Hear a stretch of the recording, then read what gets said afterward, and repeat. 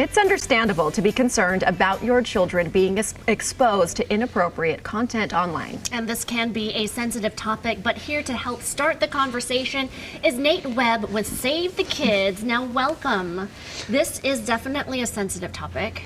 Yeah, that's an understatement. Last time when I came on, I was talking about bullying. I got a lot of different messages from a lot of different people, but it was mainly two topics. It was mainly, thank you so much, but what do I do if someone sends my kid inappropriate stuff or if they get bullied? Or number two, it was, that would never happen to my kid. That would never happen to my kid. My kid's too smart. I talk to my kid too much. That would never happen to my kid. And I'm like, okay, I got to come back. So I'm glad I'm back so we can talk about this a little bit. Because we don't have control over somebody out there who might send something to a child. You say that they are bombarded with things every day, but we're going even deeper with maybe there is an inappropriate picture. Maybe there is cyberbullying. What do we do when that happens? Well, first, let's see how many kids it's happening to. So let's throw up a slide real quick, see some statistics of how many kids get sent inappropriate things online. All this took was a quick Google search. I used the National Center for Online Sexual Exploitation. I used stopbullying.gov, and everything, all the numbers line up. So over 70% of girls and over 90% of boys at 13 and up admit to sending or receiving nude or inappropriate pictures from someone else. Wait, so you're saying basically nearly every child at that age? I mean, Yep. when you're saying 90% of boys at 13 years old, and then also starting as young as 6? Well, and so that's just for sending the nudes and receiving the nudes. And by the way, the technical law term for that is distribution of child pornography, which carries federal offense charges that kids don't realize. Now, the second stat, average age of pornography exposure, that's sitting about 10 years old. Okay, and it's So usually you're talking about my son right now. I am. If you have a kid in middle school, this is you guys right now. Average age of exposure is about 10 years old. In Utah, it's chilling about 9 years old. Okay, and it can be as young as 6. It's usually happening on the school bus. It's usually happening at school when we're like, hey, look at this picture. Look what I found online. And parents don't know what they don't know. No, and that seeing as young as 6 years old, I mean, that gives me a visceral reaction to hear that because, yeah, it could be in places that you might not think. Again, a kid is bringing that on the bus or at recess. Yep. And then they took a poll back in 2020, and over 44% of everyone using the internet reported to have been harassed at one point or another.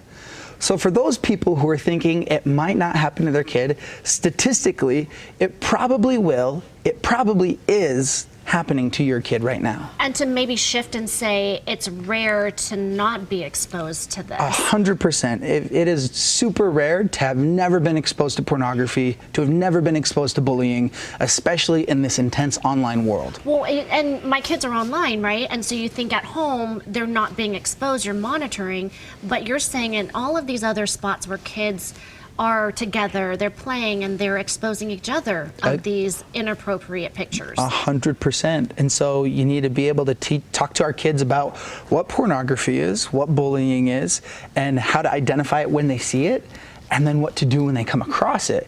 Now, I can and do give hours and hours of presentations across the country to talk to kids about this.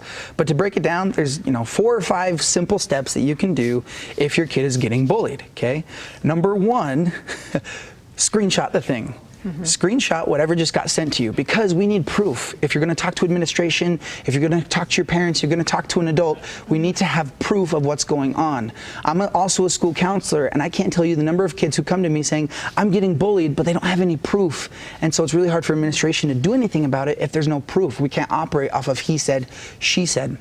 The second thing you should do, can't remember if I put it on 2 or 3, yes, tell a trusted adult. I would put number 1, but some kids forget to take the evidence, but tell a trusted adult as soon as you can. Can I have you with that one, that telling somebody, how do we begin the conversation with our kids so that they feel like they can speak up? They don't feel like there is shame. They don't feel nervous. How do we make sure they know that it's safe to come forward and that that's the right thing?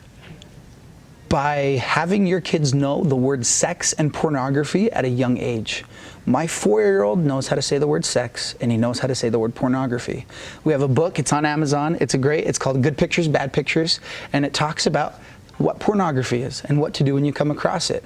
But when you talk about it in a way to educate instead of a way to shame in your home, your kids are going to be more open to talk about it when they see it, when they get sent something inappropriate, or when someone sends them hateful message. They're like, oh gosh, this is the pornography thing that we talked about since I was a little kid.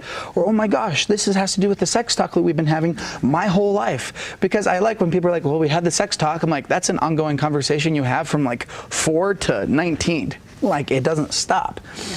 And so, yeah, tell a trusted adult, but you have to make sure that you're running your home in a way that your kids want to tell you, that your kids aren't scared to tell you, that they're not scared to be like, they sent me some pornography. Like, no, well, they don't want to feel like they're in trouble. That's number one. They need to feel safe to come to you, right? 100%. If your kid comes to you saying, hey, I messed up, I looked at pornography online, the first words out of your mouth needs to be, thank you for telling me. I love you, and we're going to get through this together. It does not need to be you flying off the handles, throwing their iPhone out the window, and all these other things. They need love and support in that moment. And so after that, they've told a trusted adult, after they've done that, next, get rid of the inappropriate content on that phone. You don't know how much inappropriate content might be on that phone at the point that they finally talk to you. So help them get all that off their phone. And the last thing, just block, restrict, mute any negative influences in their life. There's so many different people online. And a lot of parents respond with, oh, but I trust my kid. I want to be able to trust my kid. I'm like, I'm fine if you trust your kid. Here's the thing. Your kid has a prefrontal cortex. Your brain grows from the back to the forward. Your back is your amygdala and all your emotion response, and forward, your prefrontal cortex. That's all your decision making. That's not done until you're 25 years old. It's not developed yet. Even grown adults can't make the right decisions 100% of the time. And so with our kids who have these underdeveloped prefrontal cortexes who only act in emotion, no. Well, I don't trust them 100% of the time because they're kids. We love them and trust them. But even more so, I don't trust the millions of people that have access to them. That's the big kicker. Exactly. And you are such a wealth of information and wonderful information. We love when you are here. We always feel like there's just not enough time to talk about all the things. I know. Well, say that book one more time for parents at home. Good pictures, bad pictures. Good pictures, bad pictures. SaveTheKids.org. You're on Instagram. You always talk about some of the bullying that happens like in real time and in the schools. So thank you so much for that information. Absolutely. Thanks for having me. We'll keep having this conversation with you. And you can also book Nate for Assembly. So reach out to him and book him. All right. Thank you so much for being here again, and we will be right back with more GTU.